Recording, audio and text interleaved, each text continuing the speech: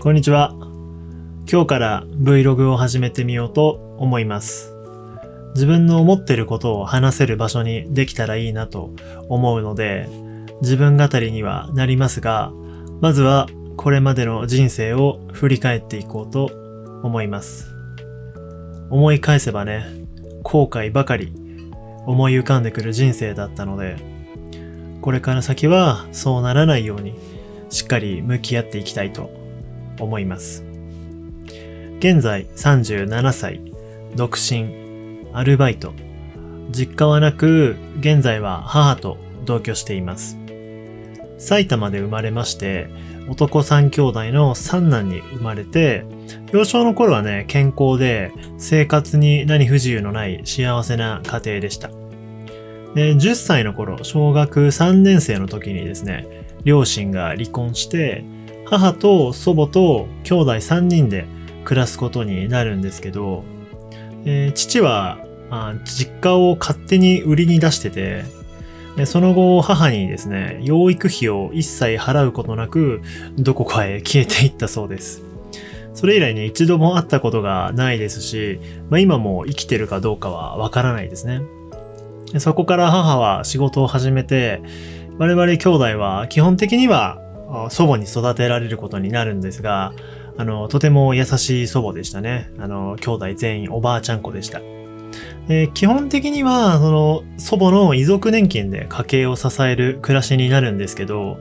学校の先生以外、周りにほとんど大人がいない状況で、小中学校の時代を過ごすので、もう本当にね、好き勝手に、夜中まで遊び回って、人様にね、迷惑かけるようなことばかりしていましたし、今思えばね、わがままで、周りに優しくしない嫌なやつで、本当にね、可愛くないクソガキだったと思いますね。もっと人に優しくしていればよかったなと、今でもね、非常に後悔してます。母は仕事に必死で生活を支えてくれていたので、もう中学出たら全員働かないと何もできない状態だったんですけど、もう自分は本当にもう勉強もせずにバカで無知だったので、中学の終わりにですね、漠然と音楽がやりたいからって言って、奨学金をですね、250万ぐらい借りて、通信制と音楽の2つの学校に都内に通うことになるんですけど、そもそも生活費を稼ぐために結構働かなきゃだったので、都内に通うだけでもめっちゃ金かかるんですよね。で、周り見るとみんな都内で一人暮らししながら好きなことやってて、自分は働かなきゃいけなくて全然時間がなくて、あれなんかみんなと違うぞって感じ始めて、で結局1年半ぐらいで、これ以上は音楽は続けてても先が見えないなっていうことで、学校と音楽活動を卒業する前に辞めることになるんですけど、じゃあそこから奨学金を返していきましょうっていう時期に、ちょっとね、人に迷惑をかけることをしてしまって、プラス、額面でもう100万ぐらいね、お金を返さなきゃいけないことが起きてしまって、だから17歳の時点で借金が350万ぐらいあったんですよね。もう本当にね、自分の無知とバカさでね、もうわけわかんない選択ばっかりしてきたことで、そんな状況になってしまって、もう本当に愚行だったと。身の丈に合う選択を一切してこなかったことで、この状況が生まれてしまって、はっきり言ってね、もうめちゃくちゃ、もうあの時ああしておけばこうしておけばっていうことは思いますよね。でその後もね、愚行は続いていくんですが、もうこの頃にはね、もうお金を稼ぐには、もう労働時間を増やすしかないんだと思って、もうとにかく掛け持ちで、アルバイトをして、返済資金を稼ぐ生活を22歳ぐらいまでしてたんですけど、22歳ぐらいで返済しきったのかな ?350 万を5年ぐらいだったと思うんで、多分月6万ぐらい。生活費も稼ぎながらだったので、もう昼もなく夜もなく、もうずーっとね、働きながら、で、睡眠はもう移動中のトラックの中で寝るみたいな、そんな生活をしていました。本当にね、自分が愚かだったなって思う部分と、この社会の理不尽さをね、感じる部分もありつつ、日本の社会の仕組みが全くわからなかったので、もう就職が何かもよくわからなくて、もう20歳で国民年金に加入して、年間所得で所得税と住民税がかかって、正規雇用で社会保険の形態であれば福利厚生が受けられるとか、もうそういうことが全くわからなくて、ましてや起業とかね、そんなことを選択できる知識なんて当時の自分にはね、全くありませんでしたね。だから最初の頃とかはもう本当に住民税とか年金とかもずっと払ってなかったですからね。もう本当に不勉強でしたね。でそんな中でどうやら手に職をつけないといけないみたいな流れを感じたので、リラクゼーションセラピストを23歳ぐらいの頃から始めることになるんですよ。業務委託契約っていう形で、今までの労働とは違って、労働っていうか時給と違って歩合制みたいな報酬形態でしたね。でも結局労働はずっとしてたんで、働き方はほとんど変わらなかったんですけど、何したらいいかわからない中で、母がね、喜んでくれそうな仕事だったので、その職種を選びました。で最終的にその仕事は8年ぐらい続けていたんですけど、でそんな中で28歳の頃に詐欺に遭ってしまって、くしくもね、そこで350万の借金をまた背負うんですよね。もう皮肉なことにね、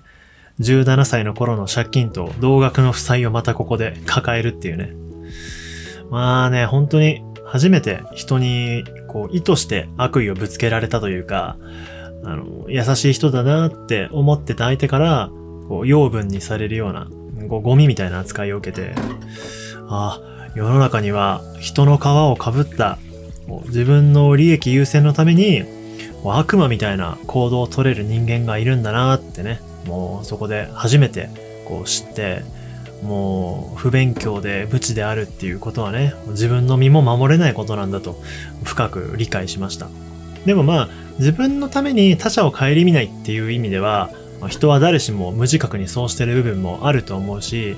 自分を守るためにもそれが大切な時もありますよね。そう考えたらね、罪を憎んで人を憎まずという言葉のように、相手を憎まずにね、自分が今まで誰かに嫌な思いをさせたり、経済的な負担をかけたりとか、そうしてきたことがもうここで自分に返ってきたんだなと思いました。もう幼少の頃から不勉強すぎた、無知すぎた自分にはいい勉強代だなと思って、相手を憎むことなくね、忘れることにしました。で結局その時も5年ぐらいで返したのかな。33ぐらいの時に返済が終わったので、だから人生のうち10年間はひたすら借金を返す人生を送っているという。だから借金返済し終わったのもつい4年前とかなんで、もうそれまでは貯金とかもねできるような生活ではなかったので、さすがに弊害は起きてるんですよね。もう働いてもね、暮らしは全然楽にならないし、それ以来人と関わるのがねしんどくなって、人との関わりをどんどん切っていくんですよね。でちょうどコロナの時期で勤め先の店舗がなくなってしまうので、そこから労働環境もとにかく人と関わらないような職種や形態を選んで今も働いているんですけれども、自ら孤立するようになるんですよね。その結果どうなるかっていうと、もう半分はうつ状態というか、もうね解決に向かってないので良くならないんですよね、人生が。でそんな憂鬱な状態がもうかれこれ10年近く続いてるんですけど、一時的な気持ちの落ち込みとかじゃなくて、落ち込んでる状態が10年とか続いてくると、今目の前にある幸せに感謝できなくなってくるんですよね。なんで生きてるんだろうとか、生きる意味とはみたいな答えのないようなものにひたすら悩んで、生きてる時間の大半をね働いて過ごして、もう自分の幸福感も見つけられないままね、10代の頃に抱えた借金を20代でも抱えて、10代の頃の悩みで30代でも悩んで、後悔ばっかり重ねてきた自分の人生が全く前に進んでないのに、時間だけは進んでいって、現在の年齢は37歳になってるっていう。でもこのままね、この憂鬱に負けたくなくて、何か環境を変えるために思ってることを話す場所が欲しくて、この Vlog を始めようと思いました。今はね、心の中で膝をついている自分に、あの時はね、無知で不勉強で愚かで何もしてあげられなかったけど、今ならほんの少しの知識だけど、また立ち上がって前に進んでいけるように自分の人生を助けてあげられたらなって思うんですよね。これは僕にとっての教訓なだけで、みんなに当てはまるとは限らないんですけど、ほんの少しの自助努力でいいので、早めに知識をつけることが自分を助ける希望になるので、僕もね、そんなことしてる間にもう40歳も近くなってきましたけど、今からでもなんとかね、人生は楽しくできると思うので、諦めずにね、一緒に頑張れたらなと思います。また何かあればお話ししたいと思います。最後まで聞いてくれてありがとうございました。